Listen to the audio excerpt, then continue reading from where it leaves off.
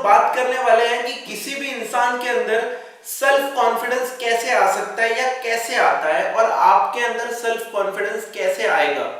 दोस्तों इसके लिए ना सबसे पहली चीज है वो है स्मॉल सक्सेस।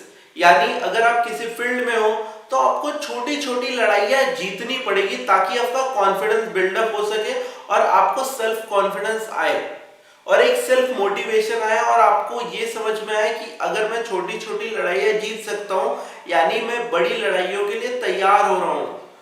दूसरी चीज, अगर आपको किसी बैटल में लड़ने के लिए या समझो आपके टारगेट्स को पूरा करने के लिए कॉन्फिडेंस नहीं आ रहा है तो आपको सीधा सीधा आप उस बैटल में कूद जाओ, क्योंकि जैसे जैसे आपको थोड़ी बहुत सक्सेस मिलने लगेगी या फेलियर्स मिलने लगेगा वैसे वैसे आपका एक्सपीरियंस और आपका कॉन्फिडेंस बढ़ने लगेगा।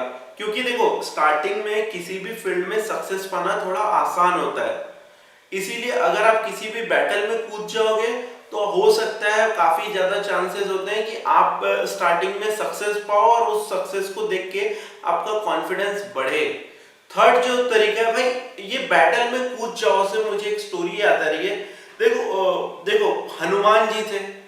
हनुमान जी को जब समुद्र क्रॉस करना था, जब समुद्र को लांघना था, तो वो उन्हें नहीं पता था कि उनके अंदर वो कैपेसिटी है कि वो समुद्र को पार कर सकते हैं, उतना लंबा कूद के वो लंका जा सकते हैं। तब उन्हें जामवंत ने समझाया कि आप कोशिश करो, आप ही अकेले ऐसे इंसान हो जो इस चीज को कर लोगे।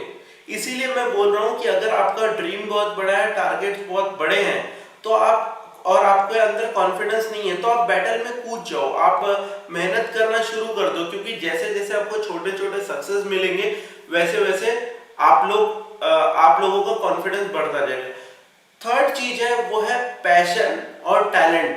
देखो अगर आपको किसी चीज को पाने के लिए आपके अंदर इनफ पैशन होगा, आप उस चीज को पाने के लिए समझो अगर आप बहुत अच्छा डांस करते हो और डांस आपका पैशन है, तो अगर उस पैशन को फॉलो करके आप एकदम एक्सट्रीम लेवल का टैलेंट डेवलप कर पाओगे और आपको पता है कि यार मुझे इस चीज में कोई नहीं हरा सकता या मैं बहुत लोगों पे भारी पड़ूंगा इस चीज को लेके, इस टैलेंट को लेके, तो फिर आपके अंदर है ना कुछ समय बाद अपने आप ही कॉन्फिडेंस आने लगेगा, आप खुद ही अपने आप को सुपीरियर महसूस करने लगोगे। तो इसके लिए थर्ड जो स्टेप है पैशन एंड टैलेंट, उसके ऊपर ज्यादा गौर करो, क्योंकि सेल्फ कॉन्फिडेंस और सेल्फ रियलाइजेशंस में टैलेंट और पैशन बहुत इंपॉर्टेंट रोल अदा करते हैं। फोर्थ चीज है, अगर आपको सेल्फ कॉन्फिडेंस बढ़ाना है तो आपको है ना सबसे पहले पेशेंस रहना सीखना पड़ेगा।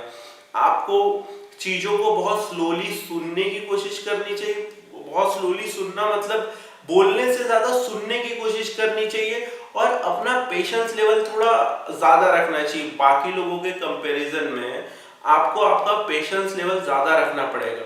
और जो फिफ्थ चीज है और जो कि बहुत इंपॉर्टेंट है सेल्फ कॉन्फिडेंस के लिए, देखो कॉन्फिडेंस का अगर तुम्हारे अंदर कॉन्फिडेंस नहीं है इसका मतलब तुम या तो नर्वस हो या तो डरे हुए हो, समझ रहे हो। तो अब उस चीज में अगर आपके पास उस डर को भगाने के लिए एक पर्याप्त नॉलेज है, समझो कि अगर आप किसी इंटरव्यू में गए हो और आपको आपके सिलेबस के बारे में और आपने कई सारे इंटरव्यूज फेस किए हैं, वैसे मतलब नॉलेज और एक्सपीरियंस दोनों, तो आपका कॉन्फिडेंस ऑलरेडी बाकी जो लोग इंटरव्यू देने आए होंगे उसके लिए, उस जॉब के लिए, उससे ज्यादा एक्सपीरियंस और ज्यादा एक नॉलेज और एक ज्यादा कॉन्फिडेंस बिल्ड होगा।